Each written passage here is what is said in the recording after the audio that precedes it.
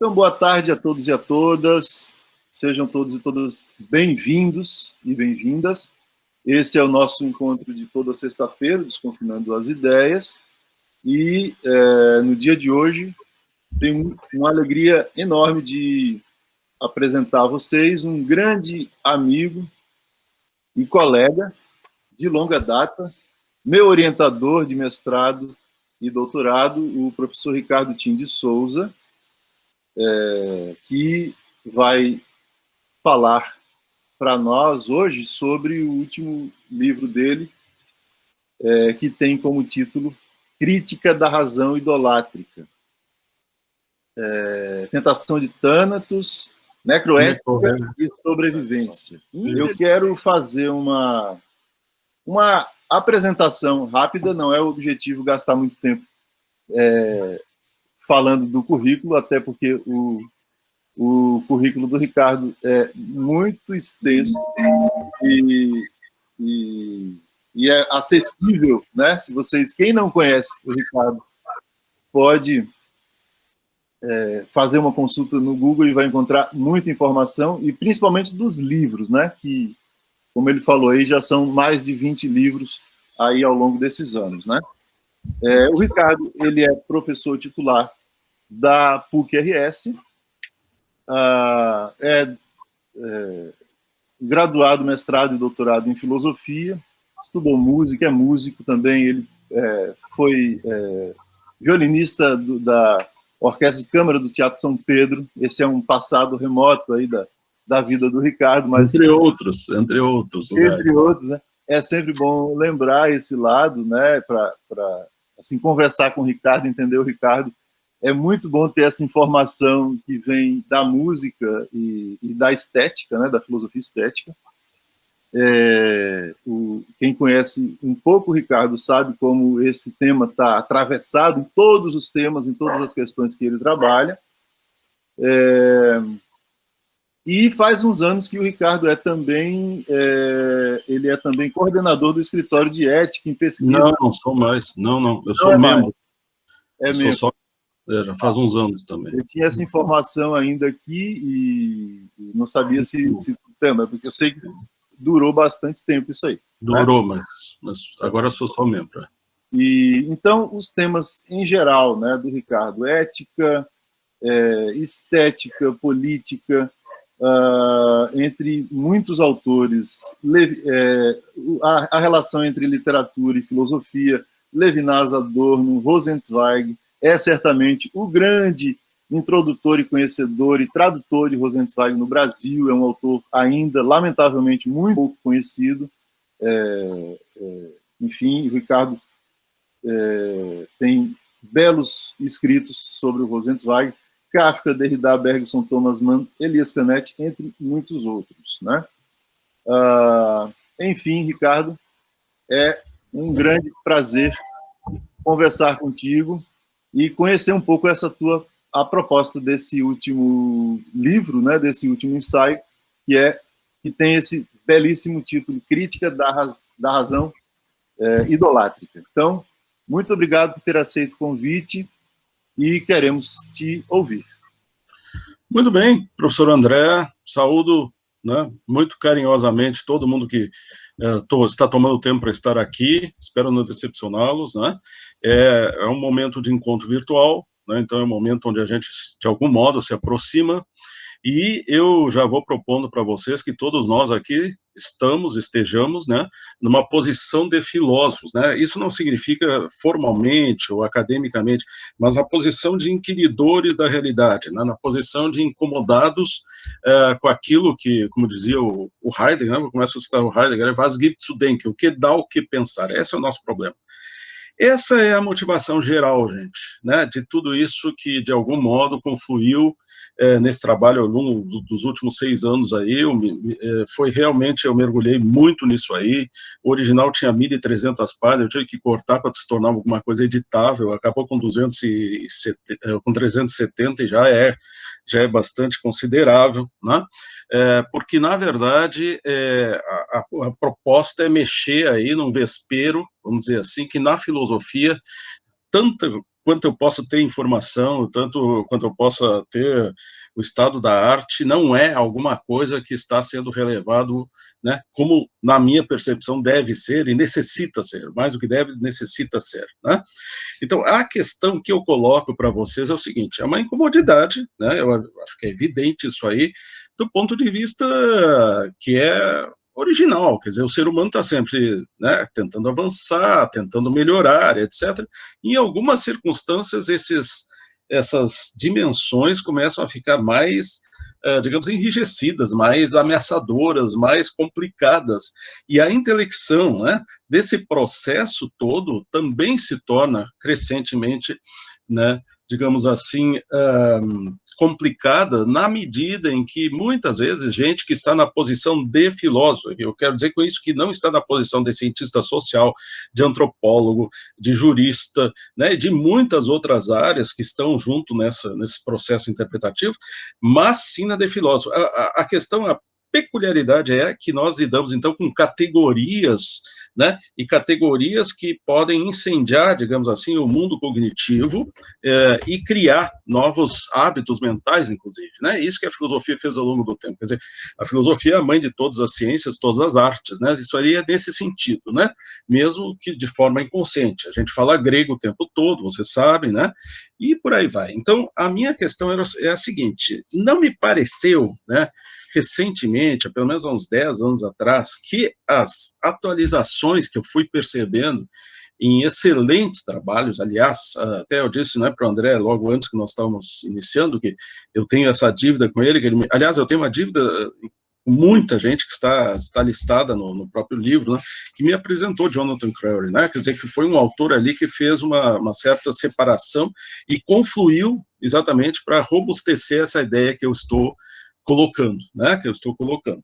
Então, existe uma inspiração geral, né, de escrever isso apesar de tudo, e essa é a minha, vamos dizer assim, a minha epígrafe geral de tudo que eu escrevi aqui, usando, então, Walter Benjamin, que disse pelas tantas, já quando estava, né, mais para lá que para cá, já na situação de quase de fuga da França, aquela situação toda que vocês conhecem, que ele acaba morrendo na fronteira com a Espanha e tal, né, cada linha que conseguirmos publicar hoje, não importa quão incerto seja o futuro a que nós a entregamos, é uma vitória arrancada das mãos dos poderes da escuridão. Isso aqui, para mim, é fundamental, né? Então, eu acho que é necessário, sim, escrever, é necessário reescrever, é necessário inscrever. Essa é a questão toda que está se colocando. Como eu estava dizendo, nas minhas leituras, que obviamente eu como acadêmico tenho que me manter sempre ao par do que está acontecendo, ou máximo ao par do que está acontecendo, em termos, digamos assim, de influências gerais, globais, etc., né? A gente não percebia, não tinha, parecia que havia um certo déficit de ferramental analítico, não obstante digamos assim, a qualidade das obras, né? Uma quantidade de obras, por exemplo, esse, o 24/7, né, o Capitalismo, o Fim dos Sonhos, que o caso que o livro que o André sempre trabalhou, eu sempre cito ele dizendo, né, aquela famosa frase que eu nunca esqueci, que hoje dormir é um ato revolucionário, né, eu costumo dizer isso aí, repetir ad nauseam, né, quer dizer, são excelentes formulações que estão ali, assim como se a gente quiser entrar nas dimensões da necropolítica, né, nessa recepção que está havendo aí de autores africanos, se a gente quiser entrar numa releitura de elementos que estão aí sendo colocados por alguns franceses, aí eu cito Chamayou como sendo, né, que agora recentemente traduziram o livro dele, A Sociedade Ingovernável, e uma série de outros autores, né, o que me parecia é que nós estávamos, sim, quer dizer, esse concerto de autores está colocando aí elementos fundamentais, mas me pareceu em algum momento que havia necessidade de um nó que juntasse todos esses fios, né? Essa é a ideia original, né? Quer dizer, como é que eu vou juntar, e aí, para quem já, né, conhece, aí vai desde os profetas pré-exílicos até gente hoje aí que está escrevendo, sei lá, Judith Butler, ou essas pessoas, quer dizer, um arco histórico, né, que só é possível, né, a gente tentar empreender na medida que é a minha realidade, né, eu tenho um volume de leitura absurdo, porque não é porque eu seja melhor que ninguém, é simplesmente porque eu nasci dentro de bibliotecas, comecei a ler com 3 anos, não parei mais, então faz 55 anos que eu leio continuamente, e vou juntando coisas, né, e vou juntando dimensões de interpretação. Muito bem. Ora, gente, a questão estava, então, quando isso começa a ser juntado, né, nesses elementos, e essa indagação fica, eu digo, como vou articular todos esses autores, né, junto com os clássicos, né, porque a gente faz uma passada aí por alguns clássicos de cada época da história do pensamento filosófico. É o primeiro livro meu que eu consegui que saísse com índice onomástico, porque as pessoas sempre pedem para poder situar quais os autores que estão além da bibliografia e tal, né, tive que separar as notas, porque as notas, evidentemente, ficaria muito inflado, o texto ficaria muito ruim, muito feio de ler, inclusive, né, são 700 notas que estão aí dentro.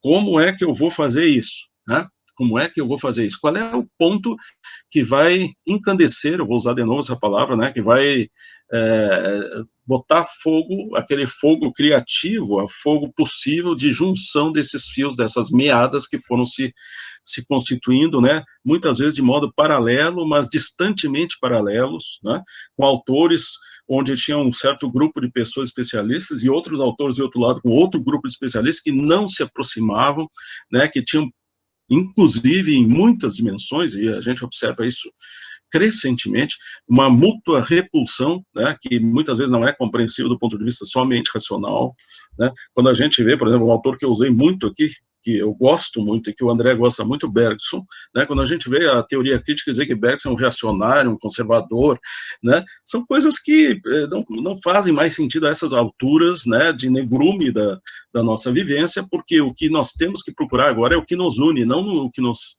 separa. Quer dizer, nós temos que procurar, digamos, o mel onde está no favo, né, e onde os favos estão. Não adianta ficar aqui fiel a uma ideia, né, que teve uma validade e que serviu muitas vezes ao meu narcisismo, né, de criar uma teoria de mundo maravilhosa e que, na verdade, a temporalidade toda vai corroendo isso de tal modo que eu possa ficar, inclusive, perdido com relação a isso aí.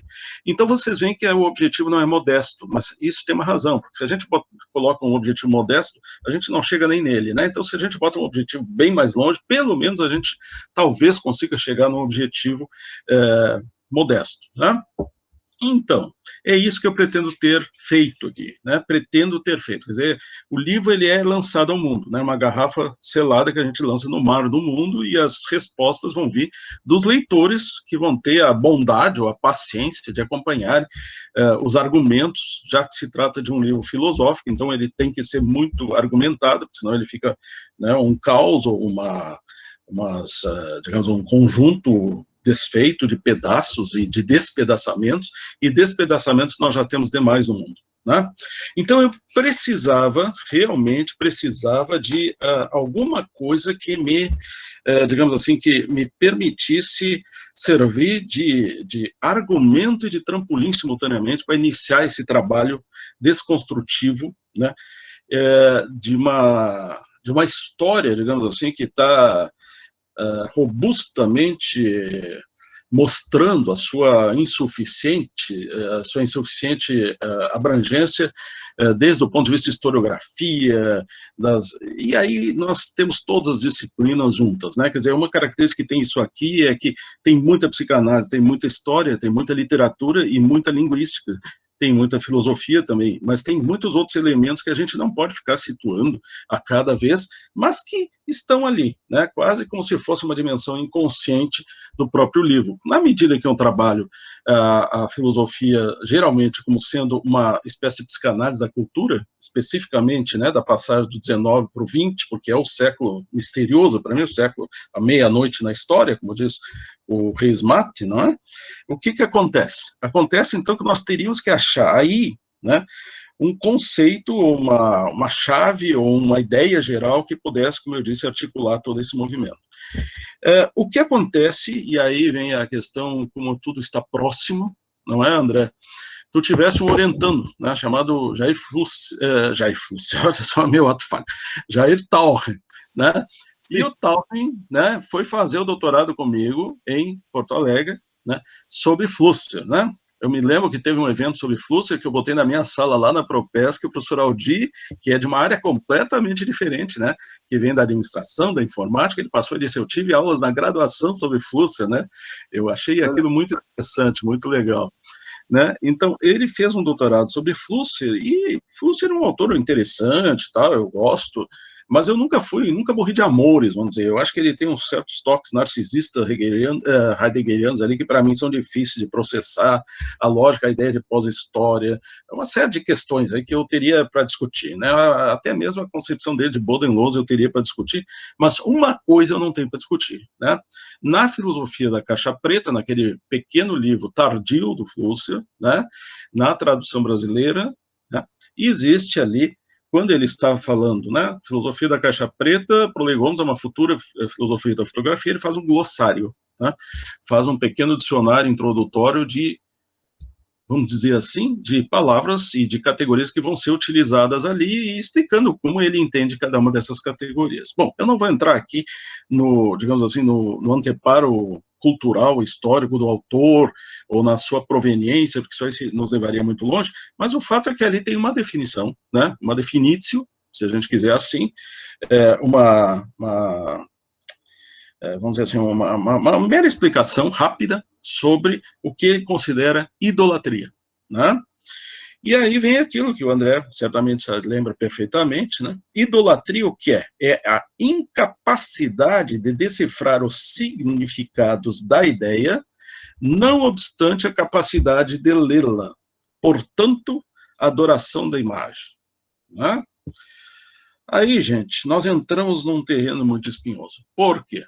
Porque quando se fala em idolatria, para um leigo, e mesmo para a gente da filosofia, ou coisa, né, é teologia, é cultura religiosa, é a história das religiões, é cultura teológica de várias, das 3 religiões monoteístas, porque nós estamos falando aqui numa dimensão que abrange essencialmente o Ocidente, né, a gente não expandiu isso para outros universos culturais, por razões óbvias, né? Então, nós temos um problema aqui, né? Esse termo, ele pega mal, vamos dizer assim, e nós temos aí preconceito de todo lado. É justamente esse tipo de preconceito que impede que a gente possa ver a riqueza de autores, né, que não são, muitas vezes, do nosso arcabouço de naturalidade, né? No caso específico, né, eu sempre digo, e eu tenho que estar repetindo isso para os meus estudantes, o Leonardo deve ter ouvido isso algumas vezes na história, né? Quer dizer, vejam, isso é uma característica francesa, de uma tradição francesa que vem do século da Revolução Francesa, de separação, de laicização do ensino, da criação das escolas de engenharia, das escolas superiores e coisa assim, que existe na tradição francesa, né, que aliás é a do André, né, mas que não existem outras, né, e uma das que não existe é a alemã, por exemplo. Então, eu sempre digo isso com toda a clareza possível. Não dá para entender um filósofo alemão sem compreender que, de algum modo, ele está na interface com a teologia. Isso vale desde o Kant até o Heidegger, né? O Heidegger foi para Freire para estudar teologia, né? O Kant usa a teologia, o Hegel usa como primeiro exemplo da dialética a Santíssima Trindade, né? Sem falar em todos os outros, né? Quer dizer, a língua traz a possibilidade, a cultura ali, onde não há essa separação igreja e Estado, como nós conhecemos em outros lugares, né, uma naturalidade de lidar com essas terminologias sem maiores problemas, né, e aí a gente entra, inclusive, na origem da própria ideia, da própria psicanálise, né, e o autor, digamos, que melhor leva isso, e que eu, né, me dediquei aí, não é porque eu estava, mas também porque o fato de estar naquele momento trabalhando, né, com o Leonardo Schaeffer, que está ali, que está fazendo seu doutorado em Schopenhauer, recriando uma recepção de Schopenhauer de uma forma brilhante, que inclusive já saiu em livro, né? Eu posso depois fazer as referências para vocês. Schopenhauer é a origem da psicanálise, né? A origem da psicanálise é a origem direta, e isso nunca foi negado pelo Freud, por exemplo, né? Mas não só, Nietzsche, Inciso Maria, e vocês pegam o que vocês quiserem, né? Fichte, ou Schelling, quer dizer, todos os grandes nomes estão ligados com isso. Então, o nosso problema é o seguinte: vamos desestranhar essa ideia, né? Idolatria, porque aqui nessa definição incapacidade de decifrar os significados da ideia, não obstante a capacidade de lê-la, portanto, a adoração da imagem, nós temos uma sutileza fantástica, né? Você vê que, de algum modo, nessa definição, há uma equiparação, há uma sinonimização entre ideia e imagem. Ou seja, quando se fala em idolatria, se lembra, né, das tradições do Bildverbot, né, da proibição de imagens, né, se lembra logo aquela questão da narrativa bíblica do bezerro de ouro. Aliás, não há um livro de idolatria praticamente sobre idolatria que não tem ali o bezerro de ouro estilizado, ou sei lá, pintado. E por quê? Porque é o protótipo de tudo isso aí, que é uma imagem. Aquilo é uma imagem palpável. Mas a grandeza dessa definição está em colocar que ideias também são passíveis de idolatria. Observem que isso aí não é uma coisa óbvia. Não é uma coisa óbvia, né? É alguma coisa que vai à frente e abre uma perspectiva, né, num denso matagal, uma perspectiva de luz, né, no fim do túnel, certo? Então, nós, de posse dessa estrutura, né, e com o gosto, né, de ter achado que conseguimos localizar, então, um ponto de alavanca arquimediana para dar passar à frente, seguir, desencadear esse processo, reunimos tudo aquilo que nós tínhamos e chegamos à seguinte ideia, que eu vou simplesmente ler essa pequeno parágrafo aqui da introdução, né, que talvez possa esclarecer, né? Urge que se aborde o tema da idolatria no mundo contemporâneo, pois longe de se ater a uma determinada área do conhecimento ou campo do interesse teórico, a idolatria, a adoração idolátrica e essa é a tese principal do presente livro, uma forma geral de funcionamento das sociedades contemporâneas, em todas as dimensões e níveis de vida social e com consequências em boa parte intangíveis, né? Ou seja, a ideia é que nós vivemos, por excelência, a era, né, da idolatria. Vejam bem. Então, isso é uma ideia, algo extravagante, algo que vai ser desencontrada das conhecidas interpretações dos filósofos de ponta, tanto nacionais quanto internacionais, sobre isso, porque não há uma ligação, né? O pessoal realmente estranharia muito se a gente fosse colocar isso aí como ponto de partida, mas eu não tive outro caminho. Depois que isso aí me tomou conta, você sabe que a gente não escolhe as ideias que nos escolhem, né? Depois que essa ideia, esse tema me sequestrou, vamos dizer assim, eu teria que desenvolver nesse sentido. E aí, então, se incubou a ideia desse livro, certo? Então, idolatria não é uma questão só de teologia, não é uma questão só de história das religiões, não é uma questão só de apologética, etc. Idolatria é um modo de funcionamento que talvez se conjugue com várias formas de funcionamento da sociedade contemporânea, tal como, né, as expostas para o Crowley, expostas para o Chamayou, expostas na necropolítica no Mbembe, expostas na parresia, na necessidade da parresia do Foucault, e por aí vai, né, por aí vai. Nesse momento ali me pareceu claro que esse caminho poderia ser seguido, né? Então, vem toda digamos, eu pude contar com uma enorme quantidade de pessoas, porque eu sempre tento trabalhar, assim, com pessoas, correspondentes, vamos dizer assim, que foram sugerindo obras, né, que foi muito importante, porque para fazer o levantamento disso aí é quase infinito, né, vocês imaginem, né, só de apologética, isso aí nas línguas correntes do Ocidente, isso aí já é excessivo. Então, tem que fazer uma demarcação de campo, né? E essa demarcação de campo, então, é feita a partir do quê? A partir de uma organização do livro inteiro em 14 capítulos. 7 capítulos depressivos, descendo a lomba, caindo no buraco, entrando na crise, e 7 capítulos que pretendem, a partir dessa consciência, retomar a subida da lomba, né? Para reviver, né, e para reinventar, né, todo o processo interpretativo que nós temos. Muito bem. Esse é o ponto. Então, a primeiro lugar, né, nós vamos... eu arbitrei a forma que eu iria trabalhar, que é uma forma internamente dialética de cada capítulo e externamente dialética de cada capítulo com cada outro. Quer dizer, cada capítulo dialoga com todos os outros e internamente eu coloco 2, 3, 4 autores que, entre eles, né? Muitas vezes não tem conhecimento, e eu fiz até a preferência de colocar autores, tive a preferência de colocar autores que não necessariamente tenham conhecimento ou tenham um diálogo muito forte, para não tornar tudo isso aí numa espécie de paróquia já conhecida, porque a ideia não era essa, era transcender justamente os limites de cada estrutura que ali estava sendo utilizada, né? E para isso, então, é que vem a importância da história, a importância da história das ideias, né? História do pensamento, e aí eu tive várias pessoas que puderam ler e acompanhar, né? E foram me dando sugestões que foram muito valiosas para eu conseguir minimamente o resultado que eu procurava, né? Então, são 7 momentos iniciais, né? Momentos iniciais que teriam a finalidade de nos levar à consciência plena do nível, né, de profundidade que poderia significar essa ideia de que nós vivemos numa sociedade, digamos assim, fixadamente idolátrica, né? Isso não se diz numa frase, nem duas, né? Então são aí 200 e poucas páginas sobre isso, né?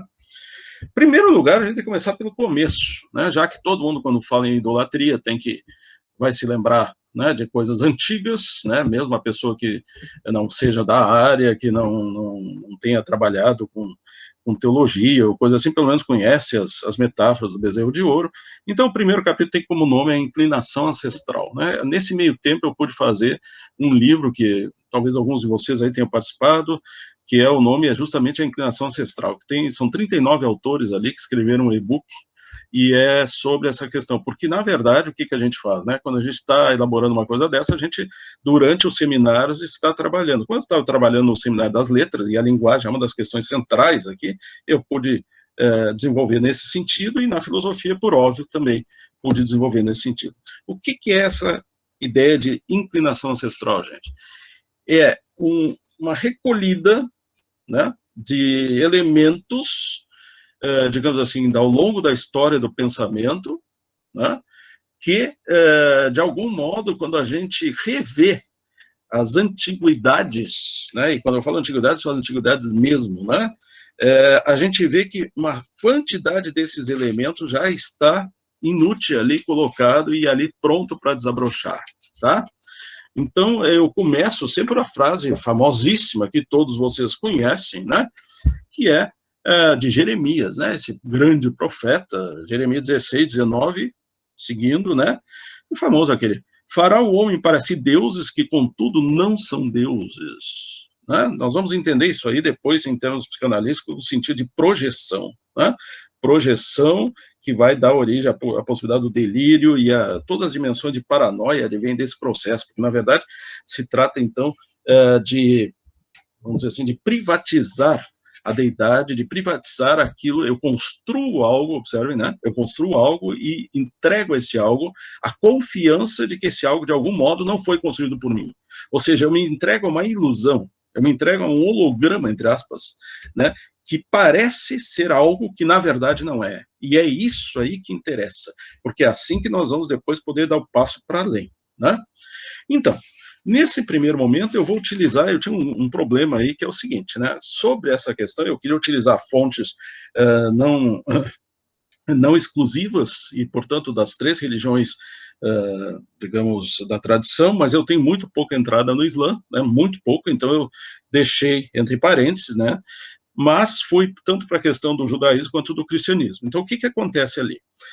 No judaísmo, nós temos aí escolas de interpretação, né?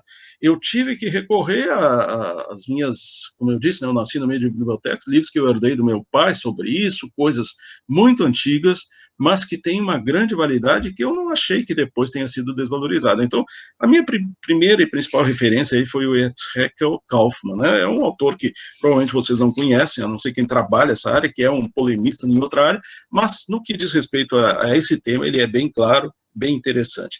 Então, nós tínhamos já uma posição do judaísmo, né? E essa posição do judaísmo é muito clara, né? Ele resolve uma questão ali, por exemplo, que o judaísmo nunca estava preocupado com a religião de outros povos, né? Se os outros povos queriam adorar, sei lá, os deuses dele, os seus ídolos, pouco eles estavam ligando. Esse não é o problema. O problema é quando dentro do próprio povo da aliança, né, ali começa a acontecer coisas, né, que traem a confiança na externidade, na alteridade. Aí começa o problema, certo? Essa é a posição de Kaufmann. Para não pegar, porque aí vem uma vertente fantástica que é das teologias, por assim dizer, reformadas protestantes, né? Uma imensa quantidade de ótimas obras, de gente muito erudita, né? Com o seguinte problema, muitas vezes contaminada por apologética, né? Quer dizer, na verdade, aqueles livros, eles além de estarem discutindo a questão da idolatria, também estavam sendo livros apologéticos. Resultado, tive que deixar isso de fora em boa parte, porque seria fazer essa seleção, não tinha tempo hábil, não tinha como fazer. Então, vou para o catolicismo, né? E ali nós temos uma figura basilar em todo esse processo, uma pessoa que está viva, inclusive, que é o Juan Luis Sicre, é um jesuíta espanhol, que escreveu desde a sua tese de doutorado, lá nos anos 50 até hoje, né, trabalha sobre isso e traz uma quantidade de elementos que são muito importantes, né, e que complementam, então, a visão que o Kaufmann tinha me dado. Então, ali nós temos uma historiação dessa inclinação ancestral nas suas origens, né, isso vai ser importante quando a gente vai chegar mais à frente, quer dizer, a coisa vai transbordando de cada capítulo para o seguinte, né. Bom, aí nós vamos dar um pulo, né, um pulo civilizacional, né, no sentido de um outro universo, né. E esse segundo capítulo, e aí eu começo a falar na palavra adoecimento, que é uma constante, né, que eu tenho utilizado. Adoecimento da linguagem, fórmulas da idiotia, né?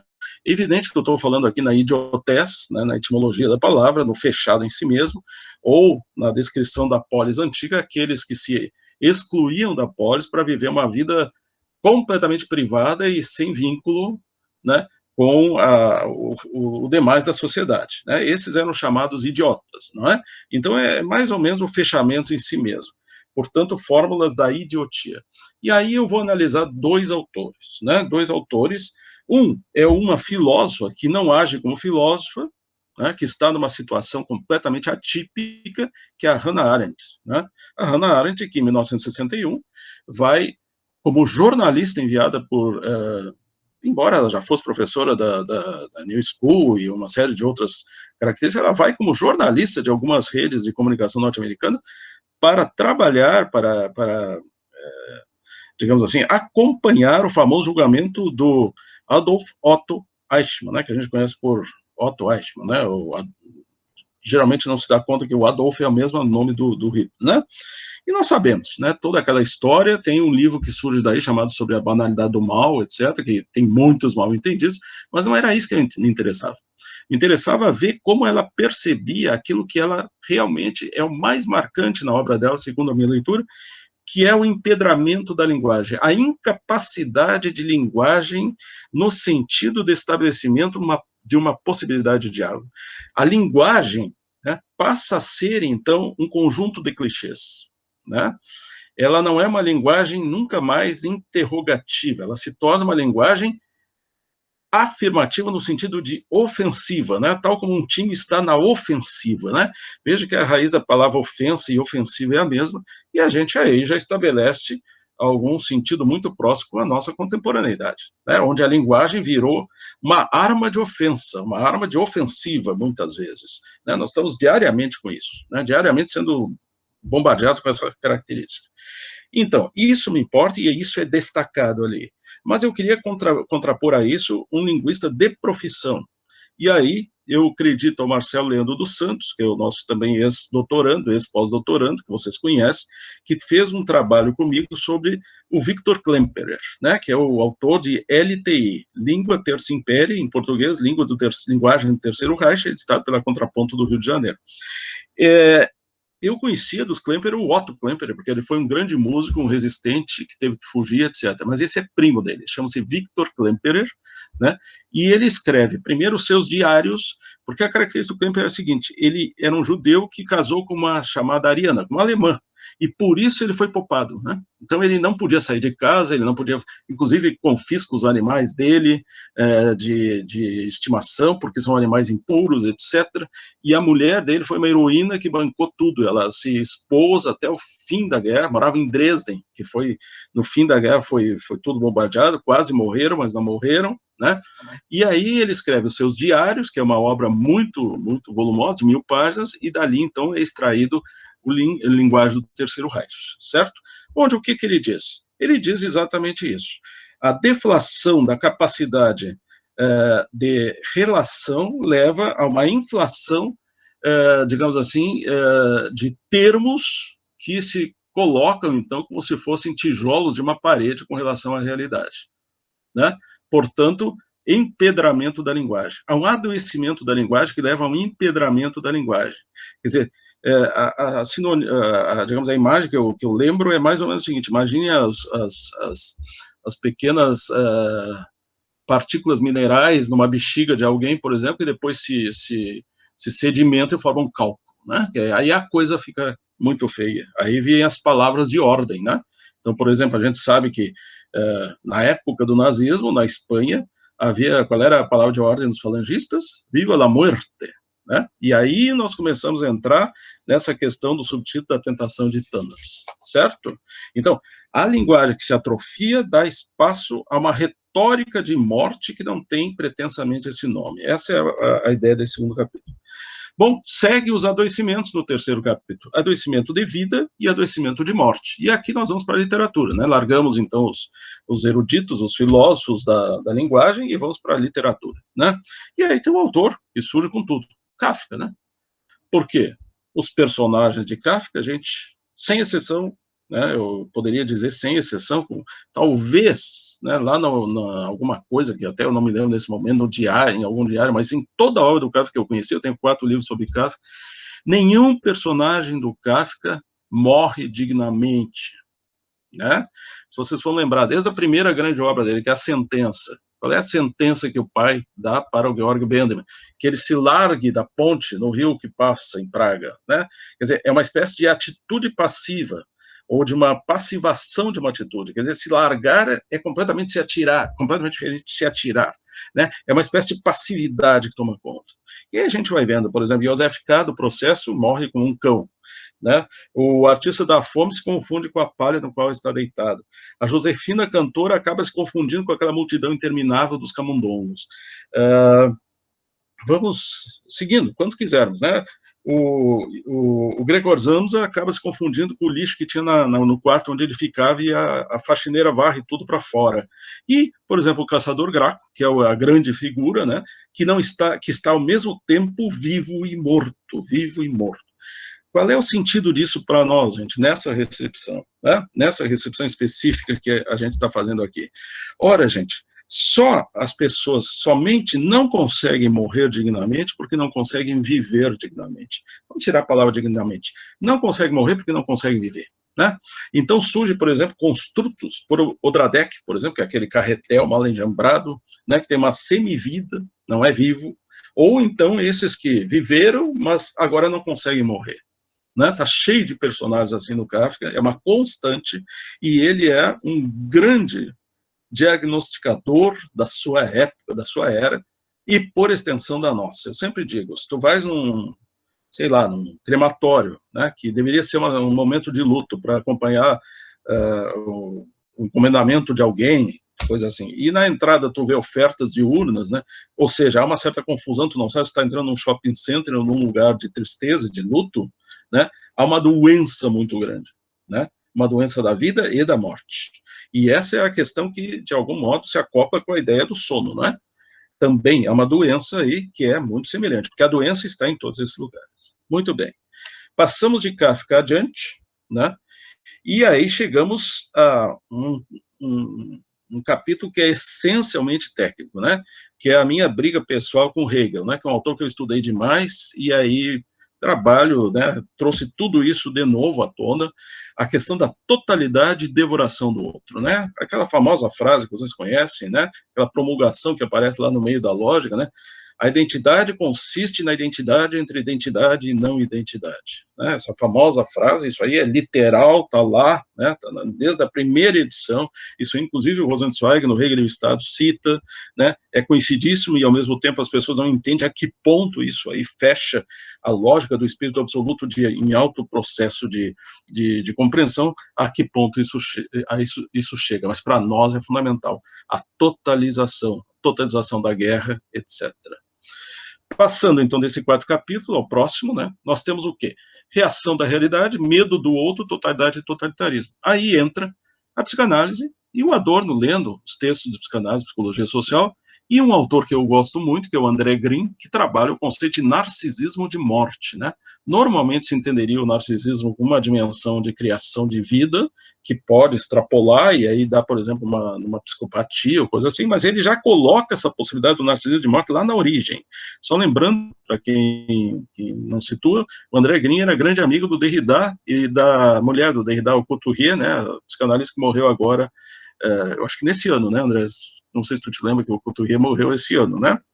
Então, o André Green está... De Covid, né? De Covid. Eu acho que foi de Covid, exatamente, né? A esposa, a viúva do Derrida, né? Então, nós estamos ali lidando com essa dimensão. E aí, você sabe que o que o Adorno faz é um exame, nos anos 40, nos Estados Unidos, do potencial fascista, né? E aí cai novamente nessas dimensões de linguagem, nessas dimensões projetivas, de criação de mitos, né? Esse dia eu estava numa live aí que tinha uma grega e tal, e ela manja um pouquinho de português, então eu tinha que cuidar bem com a pronúncia, mas aqui não precisa, porque ninguém aqui é grego, que eu saiba, né? Então é mitos, né? Não é a projeção, tu projeta algo, como eu disse no início, né? E tu, ali tu colocas uma expectativa que não existe, né? E aí logo alguém lembra, né? Olha, o nosso mito que está aí na presidência, exatamente, ele é uma não existência, digamos assim, que tem uma promessa de existência, é como se fosse um holograma, né? Quer dizer, o holograma não existe, mas existe, não é? É uma coisa muito difícil de perceber. Ele existe em função do investimento libidinal, do investimento, digamos assim, afetivo, relacional, que esse tipo de pessoa com essa psique, vamos dizer assim, avariada, incapaz de lidar com o princípio de realidade freudiano, é capaz de conceber. É uma doença social, né? Quer dizer, as pessoas estão doentes, as relações doentes, a sociedade, por evidência, doente, né? Muito bem, gente. Uma vez isso concluído, passamos, né, chegamos aos finalmente aqui, e esses finalmente vão ser bem rápidos, porque a gente quer abrir para discussão. Passamos para o centro, né? O centro, que é o quê? A idolatria material e a verdadeira face de Mammon, né? E isso vem lá olha, a gente acha cada coisa ao longo de toda a interpretação, é quase impossível, eu fico aqui até muito triste, porque a gente não consegue dar uma ideia para quem ainda não se enfronhou nesse campo todo da hiper riqueza que nós temos aí. É uma coisa fantástica. Então, tu pega na patrística, né? Quer dizer, todos aqueles padres da igreja, da patrologia grega, da latina, tu pega todo o profetismo bíblico, tu pega todo o Talmud, tu tá em todo lugar tendo a mesma impressão, a mesma situação. Quer dizer, esse tal de Mammon aí tem um avolumamento muito extraordinário, né? E é em função dele que a gente está vivendo em todos os sentidos. Ou seja, ele é a origem de todas as idolatrias. É interessante que talvez essa lista de detratores aí não tinha detratores contra Damares ou contra, sei lá, o Salles ou coisa parecida, tinha detratores contra o Guedes, né? Interessante isso. E aqui, então, eu entro numa análise onde eu vou usar muita economia, né, que foi uma das minhas formações também, muita economia, e quero fazer justiça, né, a alguém aqui, porque eu vejo muitos autores contemporâneos fazendo essa articulação entre economia e, num certo sentido, todos esses críticos do neoliberalismo, né, os mais famosos agora, o Dardot, Laval, Passé e tudo mais, né, em 1970 e tantos, início dos 80, havia um autor que tinha esse defeito grave que eu citei para vocês no início, ele era ao mesmo tempo um grande economista e um grande teólogo, chamado Franz Hinke-Lambert. E Franz Hinke-Lambert, né, ele escreve o que hoje certas pessoas estão dizendo, literalmente, e eu mostro isso aqui. Então eu presto essa homenagem a ele, e aí vai sendo mostrado, ele vai decompondo isso aí, e para contrabalançar com um grande clássico, eu pego, né, evidentemente, o Karl Polanyi, porque eu estou vendo aí o Chamaillon nesse último livro, cita o Polanyi que não acaba mais, o próprio lá, o Piketty, cada vez cita mais o Polanyi, estão redescobrindo o Polanyi, que escreve em 1955 o livro chamado A Grande Transformação. Que livro é esse? Que grande transformação é essa? Né? Transformação é o seguinte, sempre houve o comércio e sempre vai haver enquanto houver uma sociedade. No interior dessa sociedade, as pessoas têm que trocar, têm que comprar, têm que vender, porque faz parte da vida social. A partir da decadência do liberalismo clássico e da ascensão das novas formas de liberalismo que vão culminar no neoliberalismo, há uma inversão. Então, agora existe um grande mercado no interior do qual a sociedade tem que se acomodar. Olha que ideia fantástica isso aí, para ti, André, olha como a questão do 24/7, etc., né? Isso aí já está ali, já está insinuando. Então, eu uso esses dois grandes autores, né?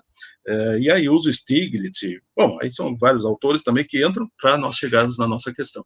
E aí nós vamos cair no buraco dos buracos, né? O buraco dos buracos é o que eu chamo, então, de o abismo da necroética. E daí vem, então, esse segundo subtítulo. Eu uso 3 autores essencialmente, mas com muitos outros que chegam, né? Essencialmente é o Crowley do 24/7, Capitalismo e os Fins do Sono, o Chamayou com a teoria do drone, a ideia de dronificação e gamificação do mundo, games, né? Gamificação do mundo, onde se treina pessoas para jogar games, justamente porque aquela vida, por exemplo, num game como Free Fire, etc., né? Aquela vida que morre, ela ressuscita no próximo minuto, então ela está numa situação kafkiana pós-moderna, vamos dizer assim, ou tardo-moderna, é muito impressionante a gente observar essa estrutura da gamificação, como ela acompanha a teoria do drone, a dronificação do mundo, da guerra drônica, do controle drônico e do aniquilar drônico do inimigo, né, que eu erijo, então, como inimigo, e a partir daí eu uso drones, né, para que isso aconteça. É a guerra contemporânea. A guerra contemporânea é essa, a verdadeira guerra contemporânea é essa. A guerra onde as pessoas ainda se embatem em lutas são guerras tribais. E falando em guerras tribais, em guerra de outras comunidades, nós temos então o grande pensador, o Achille Mbembe, né, o Achille, se a gente quiser, né, que ele é tanzaniano, mas trabalha na África do Sul, amigo do Chamayou e do Crowley, né, é uma pessoa fantástica e que escreve, tem uma influência enorme do Derrida, né, porque inclusive o grande livro dele é Políticas da Inimizade, a brincadeira dele com o livro Políticas da Amizade, do Derrida, né? Que é conhecido por uma palestra que agora está sempre sendo reeditada, que é a Necropolítica, que é uma palestra que está dentro de outros livros, né? Por quê, gente? Porque esses autores nos mostram, assim, cabalmente o buraco no qual nós nos enfiamos a partir desses processos idolátricos, né? E no fim, né, o Mbembe, ele tem até um talento literário notável. Ele vai falar, por exemplo, sobre uma planície repleta, né, quando lá nas guerras que ele acompanhou, no Ruanda, né, ele viu isso, e a gente sabe de figuras, imagens, né, repleta de ossos secos, quer dizer, os cadáveres ficam ali, né, os moribundos morrem, né, os animais, o deserto, o calor, os elementos secam tudo, e fica assim uma paisagem dos ossos secos, né? E quando se fala em paisagem dos ossos secos, para quem conhece Bíblia mais ou menos, vai lembrar imediatamente da imagem de Ezequiel, né? Na paisagem dos ossos secos, que é o que antecede aquela intervenção divina, etc., né? E havia uma paisagem interminável e infinita de ossos secos. É uma espécie de necroestética, né? E aí o Mbembe diz, talvez esses ossos estejam querendo dizer alguma coisa e ainda não acharam a linguagem, ou talvez o nosso ouvido ainda não esteja preparado para ouvi-los. Com isso, eu encerro a primeira parte, tá? A segunda parte eu não vou detalhar nesse nível, mas eu posso dizer assim, que eu vou utilizar autores como Rosenzweig, como Bergson, né? Sobre a consciência do múltiplo, primeiro, né, a discussão original do narcisismo patológico, entra muito Freud e Rosenzweig, né? Não esqueça que aqui nós temos também uma base, essa questão de Eros e Thanos está no sentido de um desequilíbrio profundo, que é o que Freud percebeu, né, em 1920, quando ele escreve Jenseits des Lustprinzips, né, além do princípio do prazer, uma obra que é a obra central do Freud na minha compreensão, e que prepara, inclusive, o mal-estar na cultura, né, que é essa questão de Eros e Thanatos. Quer dizer, quando há uma preponderância desse imaginário inconsciente de tanático, vamos dizer assim, nós vivemos épocas como essa, né, assim como aconteceu nas guerras, por exemplo, né, isso ali é bem trabalhado, e para desconstruir, a primeira questão é, como Rosenzweig propõe, a multiplicidade na origem. A unidade na origem é idolátrica, vamos dizer assim. É isso que o Levinas quer dizer com o ser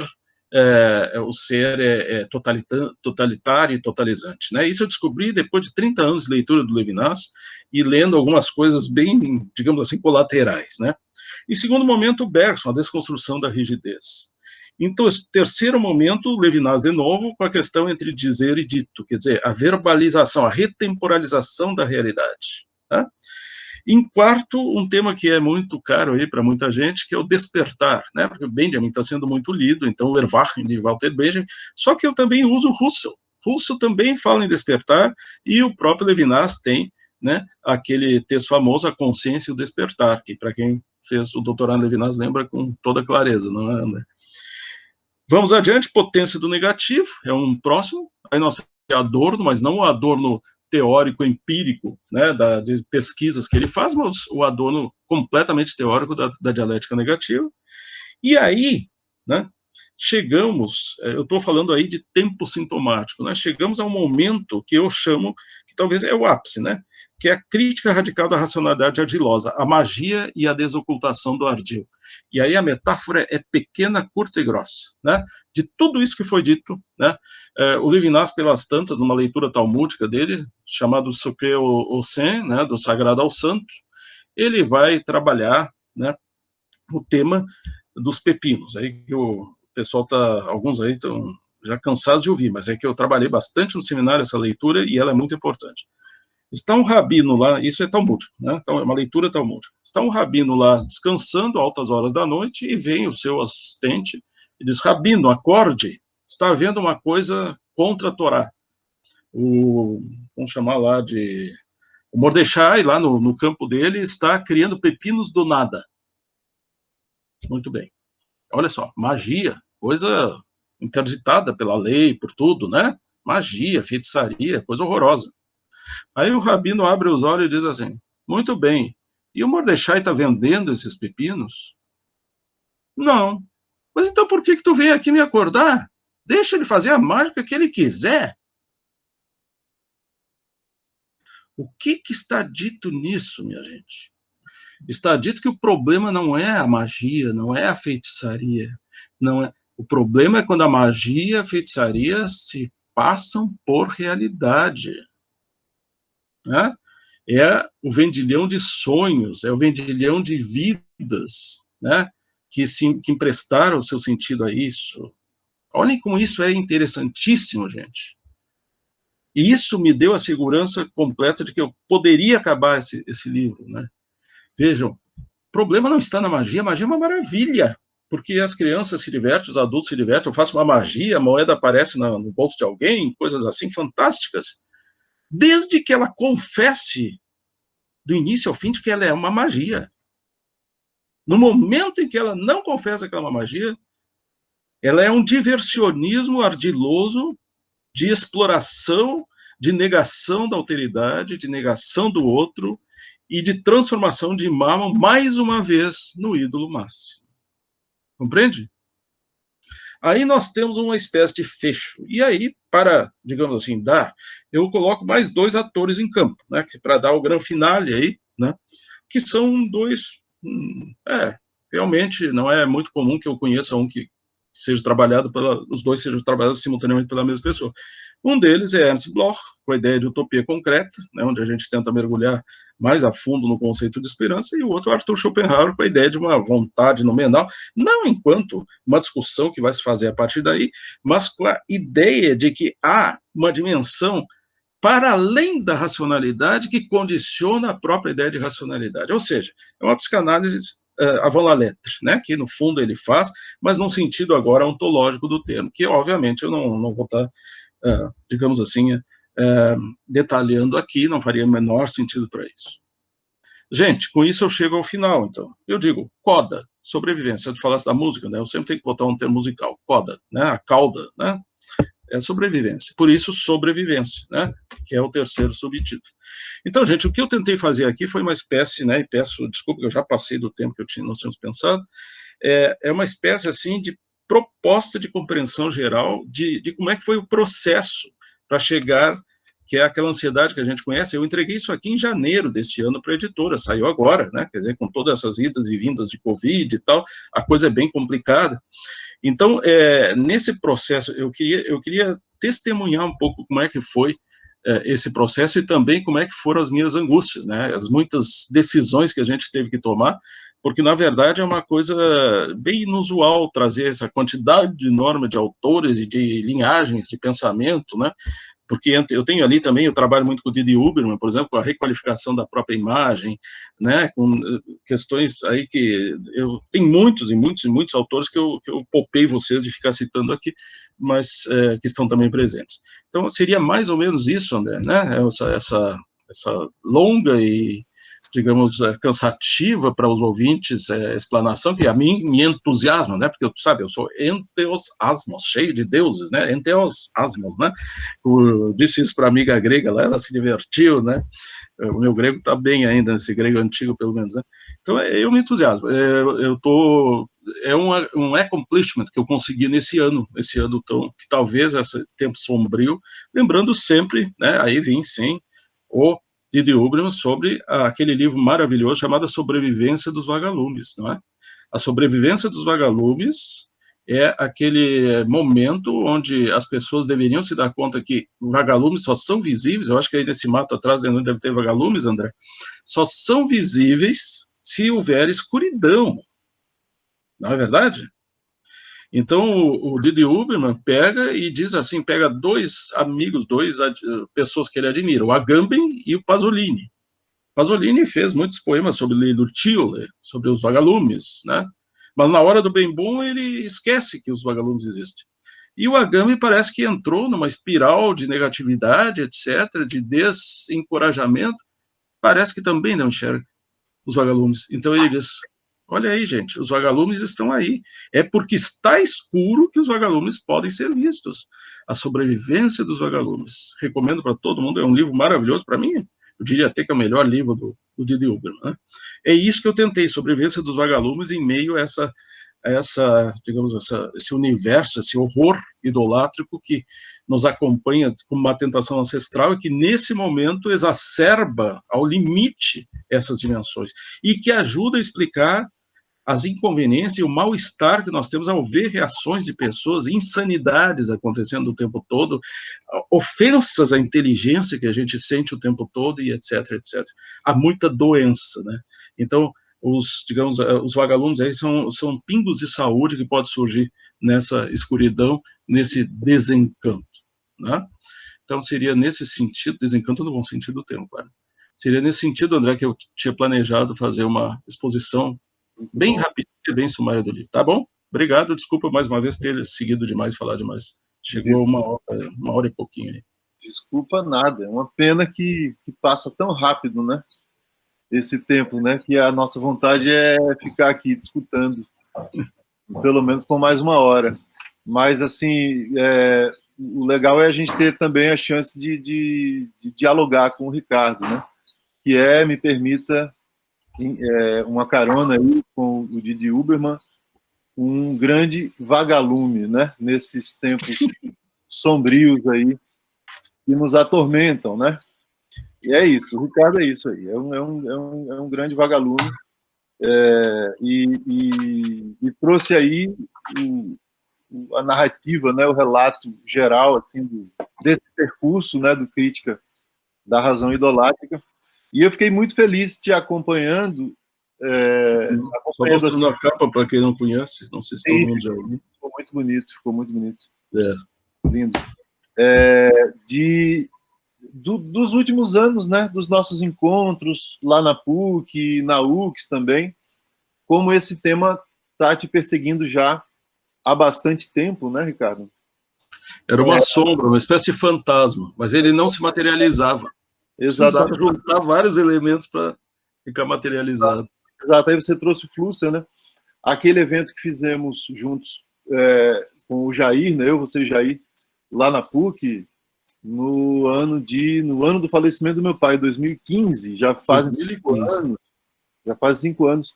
E aí você fez uma intervenção lá sobre a razão ardilosa, né? Pegou o conceito de idolatria do Flusser e apresentou essa ideia da razão ardilosa. E, enfim, é um pouco uma síntese de todas essas leituras, né? E é muito interessante, Ricardo, fiz muitas anotações aqui, muito feliz essa ideia de pegar esse tema da idolatria como uma espécie de vetor mesmo que atravessa as intuições mais importantes, eu diria, assim, mais assim consequentes, né, da filosofia do nosso tempo, desses autores todos que você traz, para que a gente possa, de fato, iluminar um pouco esse, como faz o Vagalume, né? Esse que a gente está vivendo de empedramento mesmo, de adoecimento da linguagem, de uma absoluta falta de comunicação. Enfim, acho que esse é o ponto fundamental que me parece, assim, que ficou aí na tua análise. É uma das ideias do desconfinamento, não é, André? Da proposta do desconfinamento também. Pelo que eu entendi, bem no início, quando tu falasse lá, é uma das propostas, né, também. Exatamente. Eu tenho falado bastante, assim, ao longo desse ano, uma impressão que me surgiu ali em abril, né? A gente começou essa história de ficar confinado em março, né? Fizemos a banca da Renata. Foi o último dia. Foi o último dia. Na sexta-feira, 13 do mês de março, e na segunda-feira começou oficialmente. Fechou tudo. A PUC fechou, já não. O que estava lá dentro ficou trancado. Foi realmente assim. Exatamente. Foi uma sexta-feira que fez muito calor, né? Muito calor. E a gente não tinha ideia ainda. Eu me lembro que estava o Pedro Sávio lá, e a gente não tinha a menor ideia do que vinha pela frente, né? Nem que a gente ia dentro de casa, enfim. E aí começou isso aí, né? E logo no mês de abril, né, dando aulas, fazendo lives, enfim, né, participando aí ativamente de tudo que é evento, e, enfim, me pronunciando, né, quando tinha oportunidade, vou usar a palavra assim, mas da minha utilidade como filósofo, professor de filosofia. Nunca tive, olha, tenho aí 20 anos, mais ou menos, assim, como professor de filosofia, e nunca tinha tido, assim, de forma tão presente para mim, tão intuitiva, assim, tão evidente, a importância, né, que tem o pensamento articulado, que tem a filosofia, que tem as ciências humanas. E não só porque eu estou percebendo por mim, mas porque eu estou recebendo das pessoas as mais variadas esse testemunho, entende? Assim, uma atenção exatamente que decorre, que eu vejo, desse embaralhamento, desse empedramento, dessa coisa que não vai para lugar nenhum, né? A gente tem aí a chance, vamos dizer assim, né, histórica com esse governo que está aí, de tornar isso mais evidente do que nunca, porque né, se tem uma coisa, digamos assim, que a gente pode tirar proveito, é que realmente não resta dúvida a respeito da total confusão, da do total adoecimento, eu diria, do total apodrecimento mesmo, né, de qualquer resquício de racionalidade, de inteligência, né, não só do presidente, mas de toda a sua equipe. É um festival de barbaridade, né? E dos seus apoiadores, enfim, dessa gente que ainda segue, né, apoiando, acreditando, enfim. Né?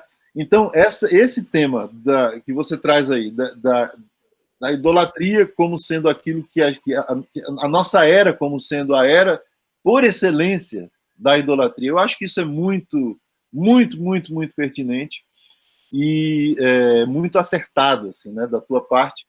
Então, compreender isso com esse universo aí vasto, né, de filosofia e literatura que você traz, é certamente uma grande luz mesmo, é certamente uma grande lanterna aí, que a gente precisa, né, para transformar mesmo, para mostrar, enfim, para as pessoas que a filosofia é uma pragmática, né? A filosofia não é um delírio, não é uma conversação vazia, abstrata, não.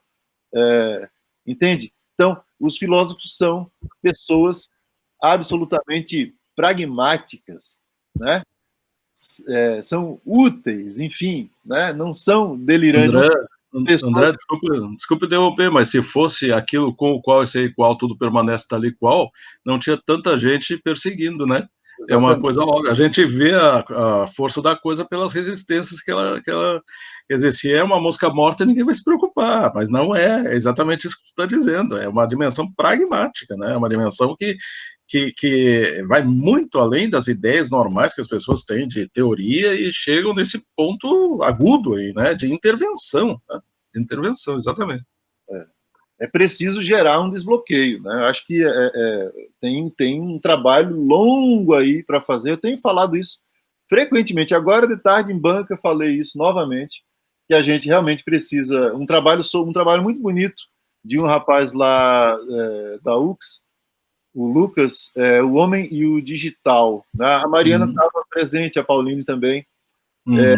E ele parte da ideia do Heidegger de que a era da cibernética é o ocaso da filosofia, né? Enfim, né? Com a cibernética a filosofia começa a terminar, e aí ele vai mostrando, né, todas as consequências do mundo digital, e no final ele combate o Heidegger e diz, não, a filosofia tem aí um grande tema, né, um grande motivo para uma continuidade que não tem hora para acabar, não vai terminar a filosofia. Né? Então, e aí você traz mais uma perspectiva que confirma isso, que confirma essa ideia, né, de que a gente realmente está na hora de voltar para a filosofia, de observar o que disseram e o que dizem, que continuam dizendo os filósofos e os interessados em filosofia. Acho que o Ricardo, mais uma vez, aí nos brinda com um grande momento aí de reflexão, numa época realmente sombria, né? De confinamento em todos os sentidos, e de confinamento literal, né? Pelo fato da pandemia. Enfim, Ricardo, eu só tenho a agradecer e deixar aberto aí, porque eu tenho certeza que a tua fala suscitou não só a vontade de ler o teu livro, né, curiosidade por ler os capítulos, mas assim de falar contigo, né, diretamente aí, né? Enfim, por favor, a palavra é de vocês.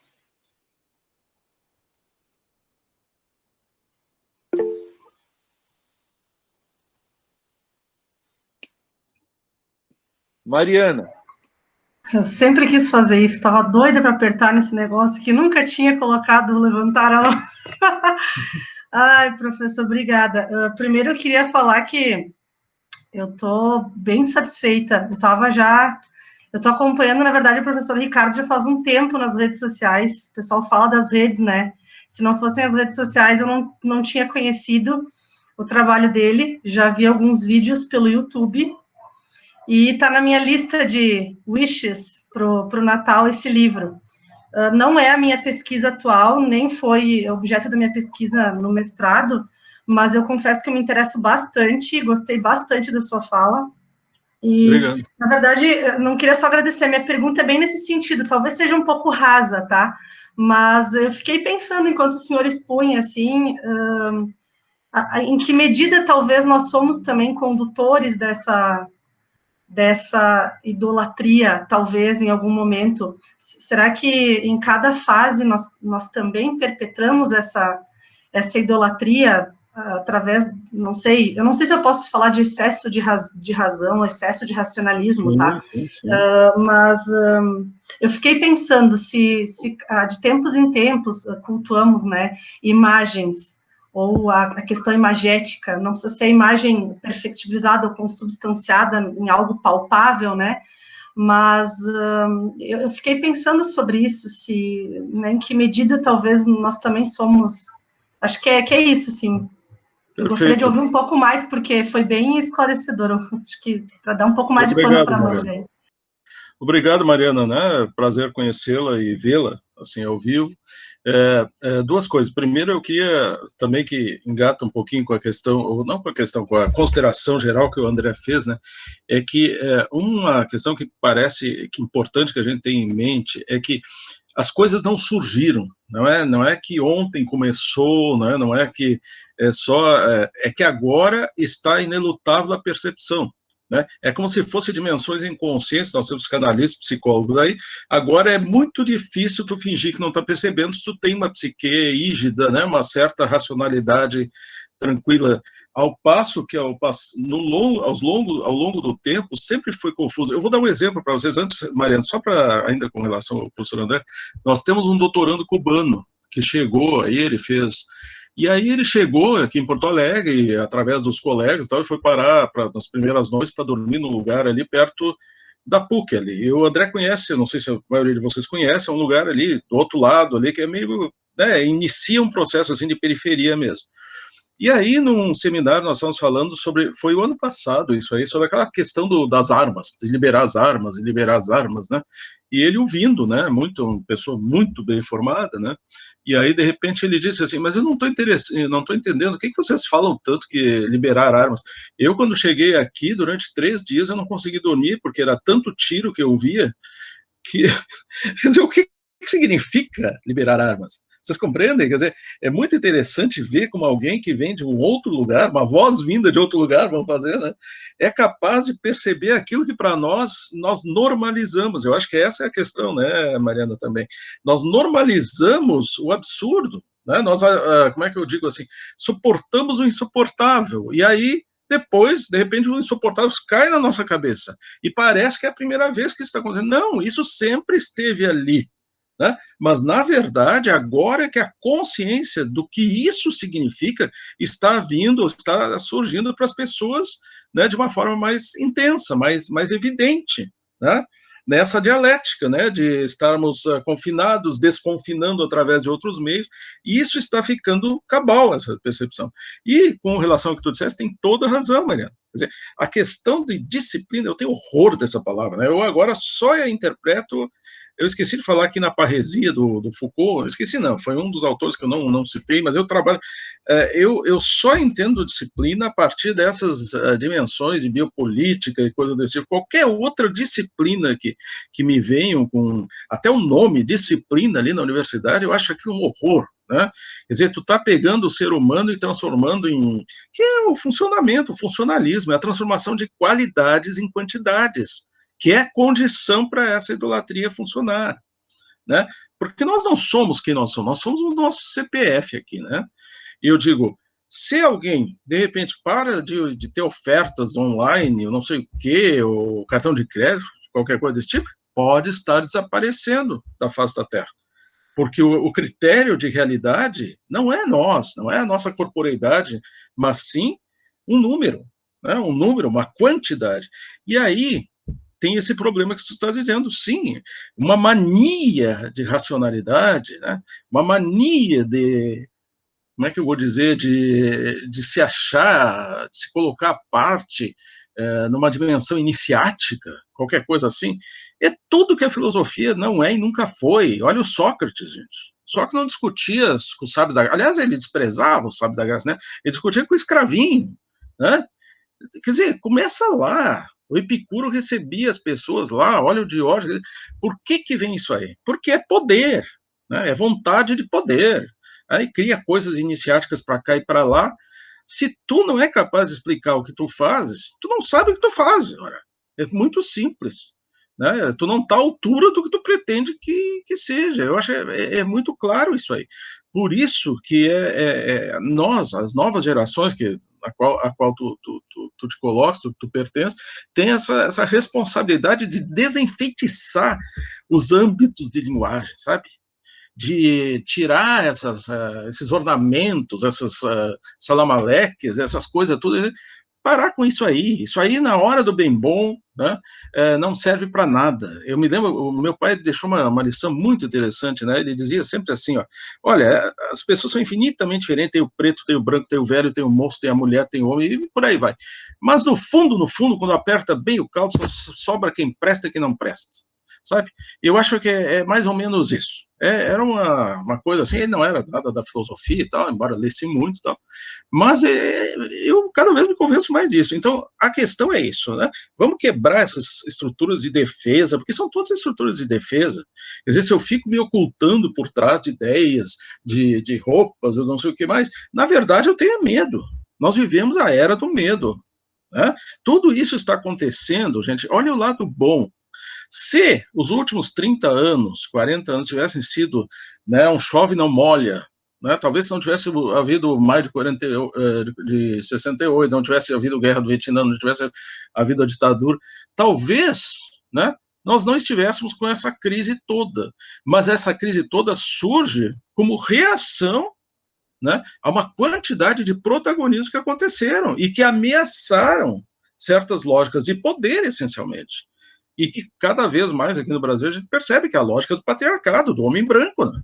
Basta olhar o ministério, mas não é só aqui, né? A gente está aqui com um exemplo, olha o Trump agora, o desespero para largar aquilo lá, para não largar, faz qualquer história, inventa qualquer mentira para ficar segurado no galho da árvore.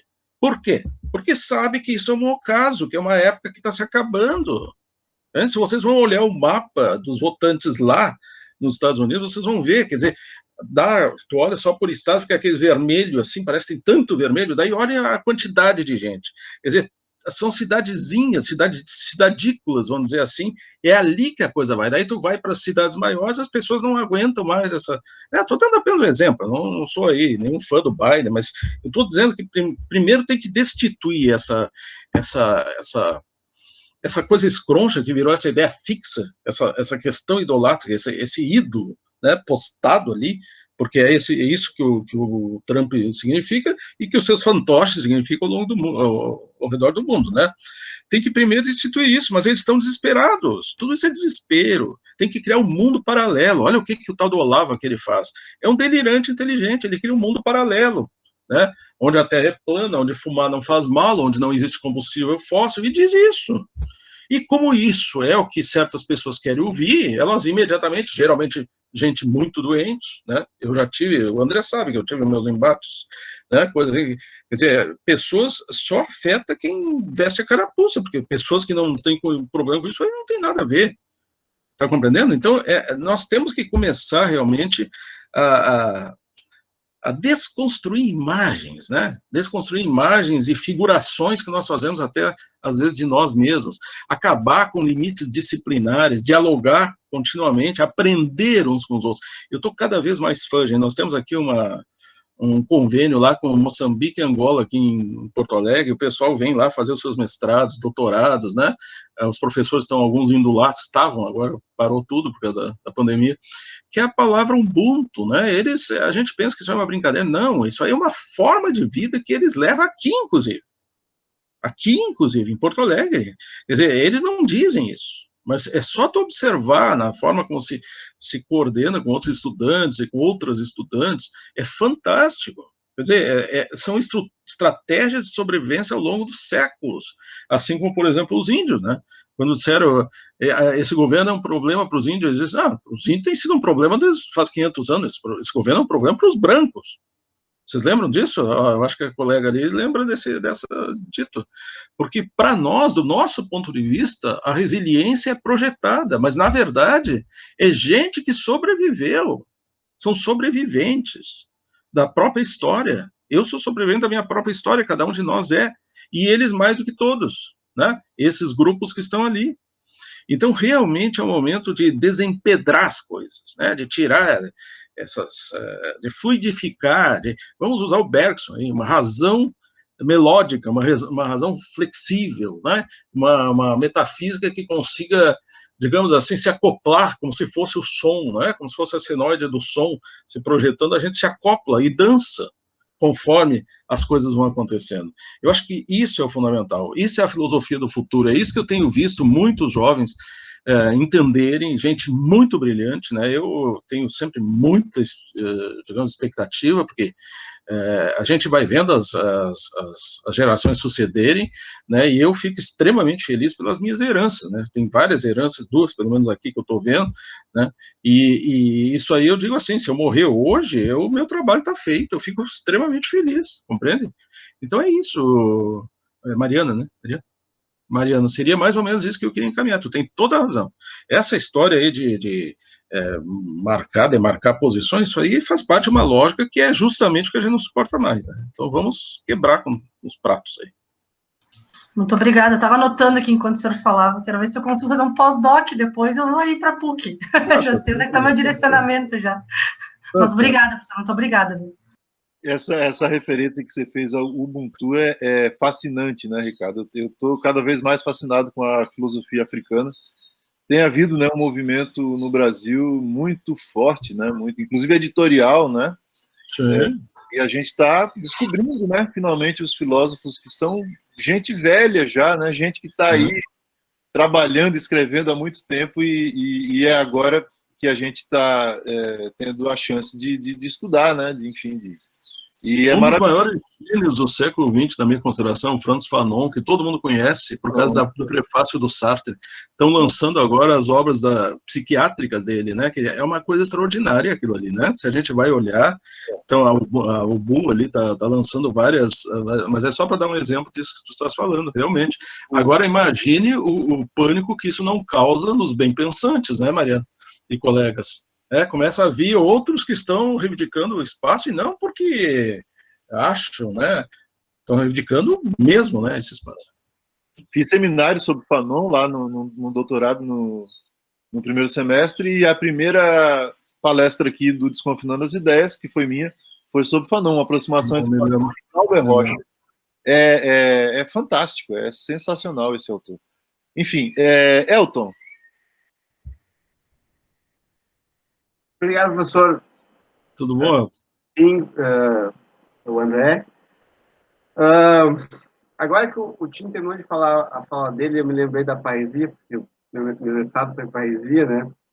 E é uma coisa engraçada que esse atual governo é o governo da mentira malvada, né? Assim, completamente o contrário da poesia, né? Porque a poesia é a suposição de verdade, de coragem, da verdade, né? E atualmente é só o governo dos bajuladores, né? Quem bajula ganha ministério, quem não bajula entra com a lista, né? Mas, enfim, eu queria fazer... Eu anotei alguns pontos, né? Eu não tenho uma pergunta... Enfim, eu nunca tenho uma pergunta fechada, mas eu anotei alguns pontos, assim, que é a questão... eu participei da outra live, né? Do outro grupo. Não lembro que dia foi na terça. Qual? Do Caos Filosofia. Sim. E eu tô com essa... Enfim, com essa pulga, né? Do emperamento da linguagem. Vou explicar para os colegas, senão eles não vão entender nada. É que tem um grupo chamado Caos Filosófico. E esse grupo eu fiz uma live ali também. É uma gente também bem... Trabalha com psicanálise, filosofia. Senão eles não vão entender. Que caos é esse? Agora o cara está dando... Só para explicar para os colegas, tá? Caos com K, né? O caos do... eu sei que o símbolo é o macaco, né? Não, mas eu digo caos no sentido não caótico, mas é caos no... Sim, no sentido original do termo. E aí eu pensei na questão, assim, porque eu tô ministrando uma disciplina, né, de psicologia hospitalar, que eu estou falando, enfim, abordo muita questão do luto, da perda, né, das fases do luto. E aí tem um texto enfim, desses textos estilo manual, né, onde o autor fala exatamente assim, de que a angústia, né, a angústia como um conflito geral, assim, o sofrimento geral da pessoa, ela não se resolve, ela se dissolve nas palavras, né? E aí ele vai elaborar a questão, vai usar da influência lacaniana, da coisa da linguagem como agregador de sentido, né? Como significado, enfim, isso é o próprio processo analítico, né? O processo de se transformar em palavra aquela angústia que não tem palavra, né? Até o Winnicott chama de angústia impensável, porque é uma angústia que não é capaz de ser pensada, ela é só sentida na sua... A partir do momento, ela só vai ser pensada a partir do momento que você transforma em palavra, e aí já o sintoma já se resolve, né? E aí é uma coisa interessante, assim, porque no momento que você falou sobre holograma, me lembrou de um texto que eu usei nessa disciplina, nessas aulas, que é A Terceira Margem do Rio, do Guimarães. Para quem não leu, enfim, A Terceira Margem do Rio é a história de um pai que constrói uma canoa, se enfia dentro do rio, nunca mais volta, nunca mais retorna, e sempre fica aquela imagem daquele pai no meio do rio, que não vai embora, mas também não volta, não vai, não volta, e fica ali, né? Nesse interstício, né? Como uma presença que falta. E sempre vai idolatrado, né? Porque, de certa forma, o autor, né, o narrador, que é o personagem principal, sempre aquela coisa sempre esse pai, essa ideia desse pai ser mantido presente, mas quando já faltou, né? Já não existe, efetivamente. Só existe a imagem, o holograma, né? O espectro dele lá, flutuando. Enfim, eu pensei em algumas questões nesse sentido, justamente por essa questão do adoecimento de vida, né? Porque essa perspectiva do luto, do luto patológico, pelo menos, ela é a perspectiva de uma vida que não é vivida, né? É uma vida que é agarrada à morte, uma agarrada que se agarrou à morte, né? Foi dada na morte, né? E aí é uma coisa super interessante que eu estou lendo agora esse livro do 24/7, que eu estou linkando ele com outras coisas, e tem uma coisa muito interessante, assim, eu não lembro se isso é um termo freudiano ou não me lembro, não tenho certeza, mas eu tenho essa lembrança da graduação, enfim, das minhas leituras, do sono como uma pequena morte, dormir como uma pequena morte, né? Sim. E a doença do sono, a insônia, a doença do sono, ela seria uma espécie de uma neurose no sentido intenso, assim, porque é a dificuldade de não perder o controle. A pessoa não dorme, ela perde o controle, né? Então ela tem que dormir, ela tem que acordar, porque acordada ela está controlando, dominando, enfim. Esses são os pontos que eu notei, assim, eu acho que vai ao encontro da sua perspectiva. Certo. Ótimo. Obrigado, Elton. Bom, eu acho que vamos começar pelo fim, né? Essas questões, para quem aqui, eu acho que tem gente da psicologia que também clínica, né, ou da psiquiatria, não sei, ali ó, tem uma colega, quer dizer, todo mundo que passa por isso, que tem essa atividade, sabe que um dos problemões que se encontra muitas vezes é pessoas que não conseguem elaborar luto, né? Quer dizer, são pessoas que param, ficam numa espécie de sursi, numa suspensão, não conseguem, digamos assim, sair dessa sombra, não conseguem viver, né? Vão viver uma espécie de... E aí é uma espécie, assim, de catalisador de tudo que é coisa ruim, porque vem a culpa, vem todas essas dimensões, e quanto mais tempo passa, né, o tempo ali não passa, e quanto mais tempo passa, mais difícil fica abordar justamente a possibilidade de uma saída, né, de uma vivência lutuosa para poder seguir em frente, né? Então, esse tema é central. Nós vivemos com gente hoje, né, gente que é, digamos assim, puerilizada constantemente, adultos puerilizados constantemente. Vocês baixam um aplicativo no computador de vocês, aparece um bonequinho ali, né, que vai indicando as coisas, né, como se a gente necessitasse constantemente ser lembrado que tem uma dimensão lúdica, né, um paralúdica, pelo menos, né, que estivesse constantemente em ação. E isso aí realmente faz parte dessa infantilização geral, digamos assim, do ser humano, porque a infantilização significa digamos assim, em boa medida vai significar capitular aos impulsos, e capitular aos impulsos de compra, por exemplo. Olha, vocês devem ter recebido milhões de ofertas de Black Friday, não sei o que mais, né? E eles acham os e-mails, dizem, agora acertou, e não sei, e por aí vai, né? Quer dizer, a criatividade é infinita nisso aí, porque pelas tantas tu vai, né? Se tu tiver essa dimensão lúdica mal resolvida, essa coisa, então há uma infantilização nesse processo, né? A criança tem uma imensa dificuldade de entender luto porque ela realmente não tem a vivência da morte, não tem a vivência da morte do outro, claro, né? Então, nesse sentido, eu acho que isso que tu está trabalhando é fundamental, né? E outra questão também que eu queria trazer é justamente, veja, a origem, por isso que eu citei a palavra mitos, né? O mitos, então, ele traz a mitologia, o mito mesmo, e a mitomania. Todas têm a mesma origem, né? A mitomania é a mentira obsessiva, né? Tem até aqueles quadros do Jericó, do século XIX, que dizia, eles gostavam de tentar figurar a fisiognomia de um determinado delinquente, então, uma viciada em roubo, um viciado em mitomania, quer dizer, são figuras, né, que se usavam, assim, quer dizer, tu vê que isso aí está junto, tudo isso se conjuga e faz esse complexo. É necessário que cada uma dessas peças esteja ali, né? Por isso que eu disse isso aí, eu não foi no caos filosófico, já que você estava lá, eu vou repetir aqui, eu disse numa pergunta, em última análise, o Bolsonaro não existe, ele é a projeção, né?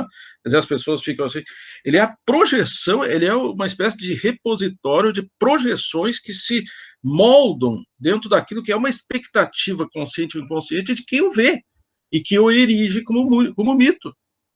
Então, daí que vem a palavra, eu depois pensei na palavra holograma, porque na hora eu podia ter usado esse exemplo de holograma, né? Mas na hora eu não usei, aí eu tive que explicar de outra forma. Então, o holograma é isso, está, mas ao mesmo tempo há uma impalpabilidade essencial. Eu uso aqui, e isso está dentro do livro também, gente, o meu conceito de essência é do Spinoza, né? É aquilo que, quando pertencente, a coisa não pode não ser, e que quando não pertencente, a coisa não pode de forma nenhuma ser. Né, é a definição que ele faz a recolha desde a ancestralidade, desde dos clássicos e tal, e dá essa definição lá na ética, né? Essa é a definição de essência. Então, são coisas sem essência, né? Então, por exemplo, os pepinos mágicos são sem essência. Tudo bem. Agora, se de repente, né, alguém fingir que eles têm essência, compreende? Aí tem alguma coisa. Né? Aí entra a questão da idolatria. A idolatria é sempre isso. Ela é um fingimento de que há alguma coisa que me resiste, quando, na verdade, o que eu quero acreditar que me resiste, ou que pertence a algo que eu possa me relacionar, é uma função da minha totalização, por isso a palavra totalidade está tão presente no texto, né? Quer dizer, eu me totalizo, eu projeto outros aqui e eu lido com outros como eu gostaria. E tem gente que, à medida que vai crescendo, não é capaz. O nome disso, gente, cá entre nós, alteridade aqui tem o mesmo nome que princípio de realidade do Freud, né? Vamos entender, né? E aí eu lembro sempre, eu acho que tu te lembra que eu dei esse exemplo, né? O famoso exemplo do Bachelard, que eu gosto de dar, né? Professor, todo mundo agora fala em projeção e tal. Onde é que acaba a minha projeção e começa a realidade? Qual foi a resposta do Bachelard? Gaston Bachelard? Dá um soco na parede. Tu logo vai descobrir onde é que acaba a tua projeção e começa a realidade. Entende? Esse princípio de realidade é negado. Por medo, por impossibilidade de integração, por impossibilidade de crescimento, por todas as patologias que vocês quiserem, ao longo de todos os autores que vocês quiserem, desde a criança winnicottiana, kleiniana, segaliana, da Hannah Segal, até o adulto hoje, disfuncional, que está aí, muitas vezes, derrapando. Quer dizer, esse o problema. Nós estamos aí, às voltas, com uma patologia muito profunda e que sozinhas as ciências psicológicas não vão conseguir. Nós precisamos usar, digamos assim, todo o arsenal possível, né? Quer dizer, se é para o mar, tem que ter submarino, se é para o céu, tem que ter avião, não dá para ter submarino no céu, né? É isso que eu quero dizer.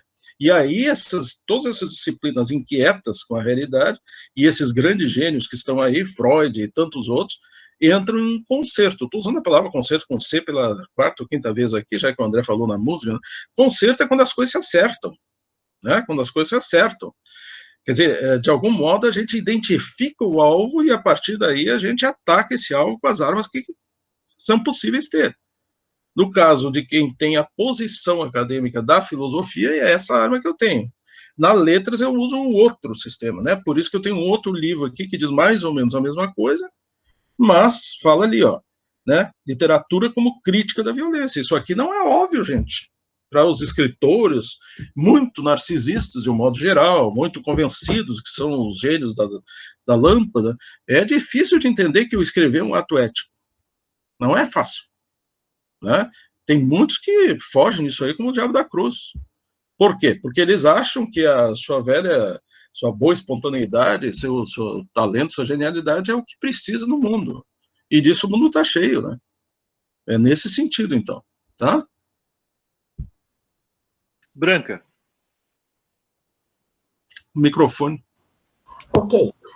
Professor, eu sou psicóloga, tá? De muitos costados. Obrigada, André.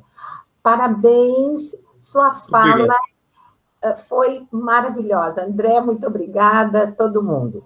Professor, assim, ó, deixa eu lhe dizer, eu sou uma antipsicóloga, tá? Porque eu me dei conta, depois de 500 anos, que a psicologia é simplória, tá? Ela se usa das teorias clássicas e aplica. Bom, onde é que eu quero chegar? Então, eu estou desaplicando tudo. Eu nunca fui muito conformada. Eu não trabalhei com a clínica tradicional. Eu trabalhei com álcool e drogas, e grupos e instituições. Né? A própria atividade... porque, né, como eu não fiz uma formação em clínica, né, eu era uma antipsicóloga. Eu nem era considerada. Eu e um grupo. Se não fizesse Melanie Klein, tá, na minha época, lá nos anos 70, não era psicóloga. Então, eu sempre fui ralé. Tá? E eu fui trabalhar com mais ralé ainda, que álcool e drogas, tá? Na divisão de tóxicos do São Pedro. Então, eu era nada. Tá? Bueno, porque alcoolista não se trata. Né? Alcoolista é vagabundo, não quer nada com nada. Bem, só para contextualizar. Quando eu descobri o que era o que eu estava fazendo, eu disse, gente, é isso que eu quero. Larguei a psicologia tradicional, convencional, né, da época, e virei uma psicóloga social, e hoje, né, eu sou uma esquizonarquista. O que eu quero dizer com isso? Eu quero dizer que a gente está implicada no que se faz. Então, não vamos o Bolsonaro. Tudo é projetar também as culpas. Nós estamos implicados. Nós somos bobocas porque nos deixamos ser bobocas. Né? Então, nada de vitimização. Então, eu agora estou querendo afoitamente estudar filosofia. Uma colega e eu, às 19 horas da noite, por indicação de Ana Amarante, estamos lendo os cursos de Que Deleuze deu sobre Spinoza, porque eu estou apaixonada pelo Spinoza, de um jeito torto, mas eu não vou largar de estudar Spinoza sábados à noite, tá? Maravilha. Bem, mas eu quero dizer isso, eu acho que os tempos... Bem, e aí a própria filosofia, porque Deleuze, Guattari não, os filósofos malditos não eram, não sei como é que a PUC está vendo isso, eles não são tratados na universidade. Então, a filosofia também está implicada, a psicologia até debaixo d'água. Tá? A psicologia, para se tornar ciência, foi se juntar a matemática, o exército, tá? Para se tornar... Agora, ela podia ter feito uma crítica também. Ou seja, eu estou desaprendendo as coisas, né? Com 70 anos, eu estou pensando com muita energia, né? Mas o que eu queria pontuar é a análise de implicação. Eu acho que a gente tem que se implicar para não se deixar ser boboca, né? E se também fazer não é a história, adorei aquela, né, é a sua do pepino, lá da mágica, né? Muito boa. E nós também fazemos isso, a gente quer o diplomazinho, tá? Só que assim, ninguém é maquiavélico, ninguém faz isso porque é de má fé, né? Porque é um mentiroso, um vil. Nós fazemos isso porque nós somos produto de uma lógica hegemônica que nos deixa, não é? Mas a gente tem que cavocar os nossos os nossos ídolos, porque eu não vivo sem ídolo, professora. Tá bom, tá certo. Evidente. Muito Evidente. Parabéns, colega, por estar, né, mais jovem do que nunca, reiniciando os seus trabalhos acadêmicos. Tem que ter muita coragem para a gente, né, digamos, admitir certas fraquezas, né? Eu sempre digo assim, é uma coisa... Primeiro, na PUC a gente faz de tudo para que todo mundo seja bem-vindo, não interessa, né? Não interessa, a gente primeiro recebe, depois vamos conversar para ver como é que as coisas vão. Nós temos recebido um público muito variado, então todo mundo acaba aprendendo e a coisa está funcionando bem. Nós não temos tabus, né? Nós, pelo menos, o nosso PG não funciona assim. A letras não é bem assim, a letra já tem mais dificuldade um pouquinho, mas como tem a escrita criativa, a gente sempre pode dar um jeito, entre aspas. Mas o que a senhora está dizendo é fundamentalmente, digamos assim, central, é fundamental e importante, a implicação. Quer dizer, as estruturas de defesa, agora vamos parar de falar dos outros, né, que estão nesse universo, e vamos falar de nós um pouco. Né? Nós temos, por exemplo, as pessoas que estão... digamos, vamos dizer que mantém uma certa saúde racional. Eu citei isso aí, o Elton lembra também, né? A idolatria é uma doença do intelecto, né? Mas isso aí eu não tenho como explicar, né? Foi uma longa discussão, o Elton lembra disso aí, né? Que inclusive o Paulo Ferrarese, eu digo isso no livro, tento explicar. Mas veja bem, a questão está nisso, é que a forma de reação que muitas vezes nós achamos ao insuportável que nos chega, ela é desproporcional, ela é desviante, ela é momentos de reconfortamento, e não, é isso que a senhora está dizendo, uma implicação, digamos assim, frontal. Eu vou dar o melhor exemplo que eu conheço, né, porque eu admiro muito, é o famoso humor, né? O humor é uma saída de mestre do ponto de vista de salvação. A gente vê que cada coisa, digamos assim, treslocada que surge, ou que um diz, ou estapafúrdia que o terceiro diz, logo vem um genial humorista e transforma aquilo ali numa charge, por exemplo. Né? Maravilha, maravilha, mas isso não é suficiente, isso aí é uma descarga específica, quer dizer, é como se tu, depois de estares indignado, tu olha aquela charge ali que dá todo aquele processo, há uma certa descarga, né, uma certa catarse, e as coisas continuam, porque isso não está no universo dessas outras pessoas. Essas outras pessoas, por definição, são incapazes de rir, não é verdade? Eu digo rir mesmo. Tem o riso sardônico, tem o riso enviesado, tem o riso mourisco do Moro lá. Você já viu ele dar uma gargalhada? Eu nunca vi. Eu também não acompanho muito, nunca acompanhei, mas, sabe, a incapacidade de dar uma gargalhada, não só de um sorriso, mas de uma gargalhada, de realmente expressar a vida através do riso, essas pessoas, de um modo geral, são incapazes. Eu digo por que eu sei isso aí, porque eu, como o André sabe, né, pelas tantas lá, tive como é que eu posso chamar aquilo? Uma espécie de contenda com o Olavo de Carvalho. É uma coisa assim muito bizarra, que aconteceu lá uns 7, 8 anos atrás.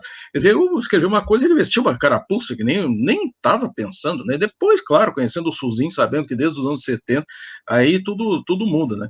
Mas na época ali não vem ao caso. Mas o problema ali é que tinha uma quantidade de gente que aparecia e as faces todas eram iguais. É mais ou menos como a estética do nazismo, onde tu não tem assim, eu sempre gosto de comparar dois filmes, né, e isso aí não é apologia política para nada, né, mas simplesmente uma questão estética.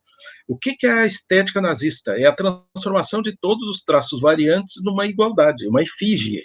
Né? Então, a pessoa tem que ter uma determinada estética, que nunca é vista de lado, porque o olho é muito perigoso, ele desconstrói, é visto lateralmente, aqueles soldados, né, mostrando sua perfeição ariana, etc. Qual é o contraponto que eu sempre gostava de fazer? Eu estou falando aqui, por exemplo, no Triunfo da Vontade, da Leni Riefenstahl, né, que é aquele primeiro encontro do Partido Nazista após a tomada de poder em Nuremberg, onde como é que se dá aquilo ali, né, como é que se dá aquele processo.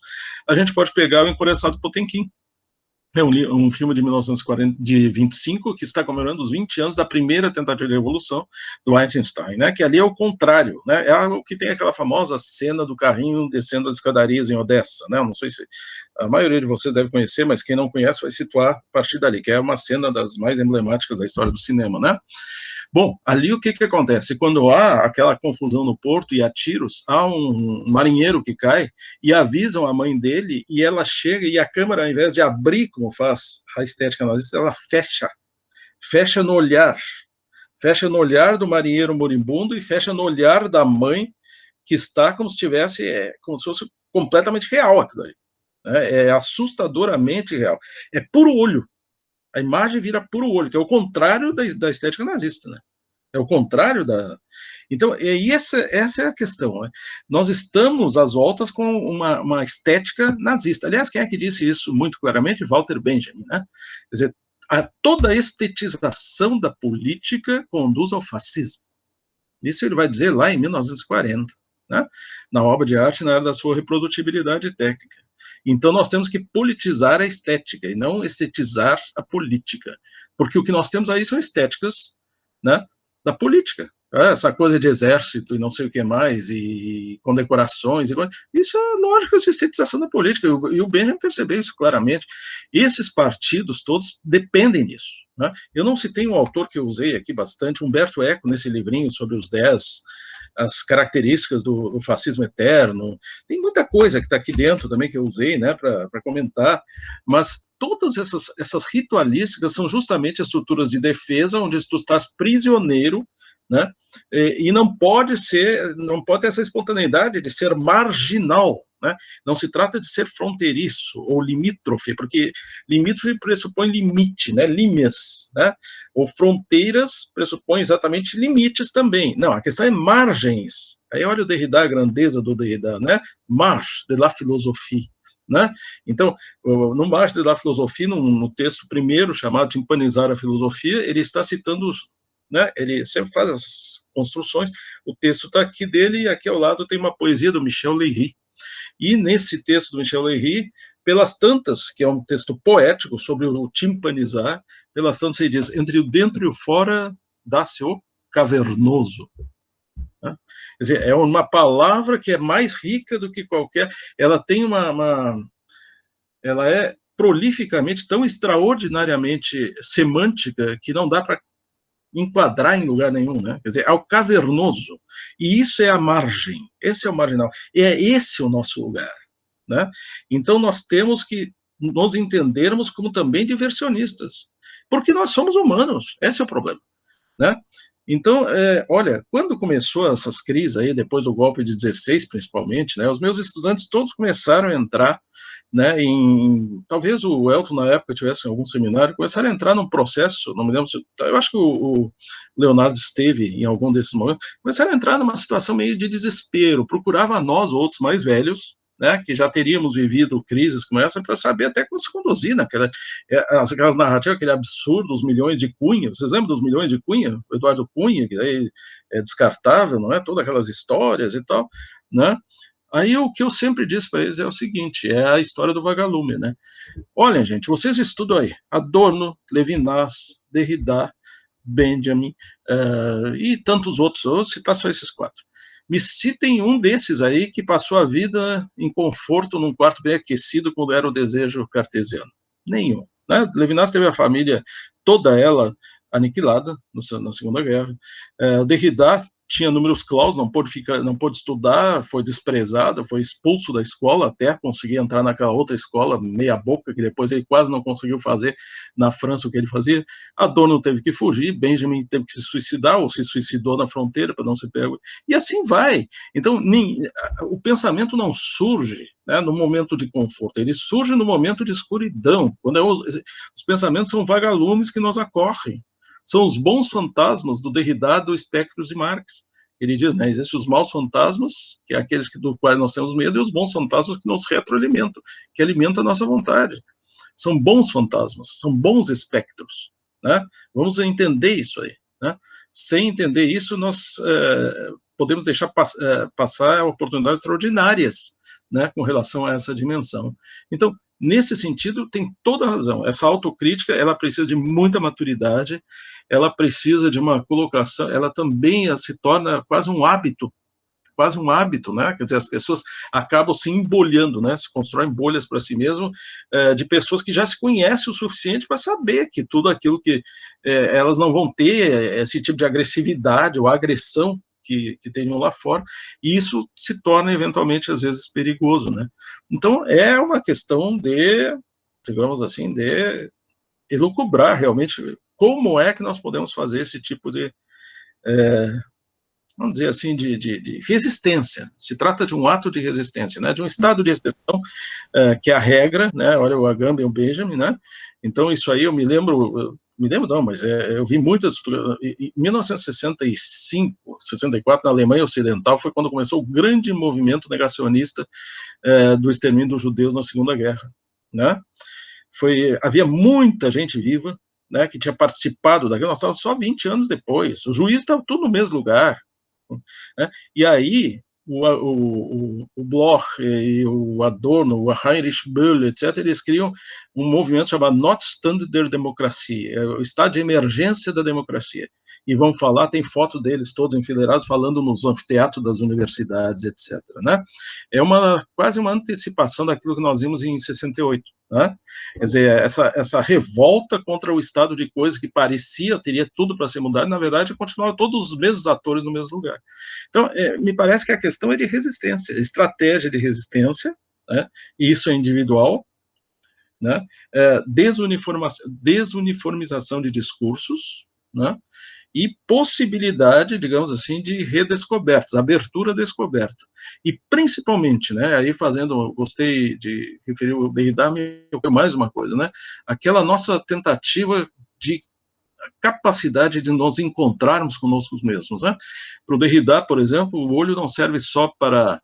ele pergunta pelas tantas no Pensar e Não Ver, por que cada vez que se fala em olho se pensa só em olhar? Nunca se pensa que o olho também serve para chorar. Né? Isso lembra aquela frase do Reis Mate que diz: hoje em dia, pensar é pesar. Olha que frase maravilhosa, né? Pesar, em espanhol, é exatamente igual em português.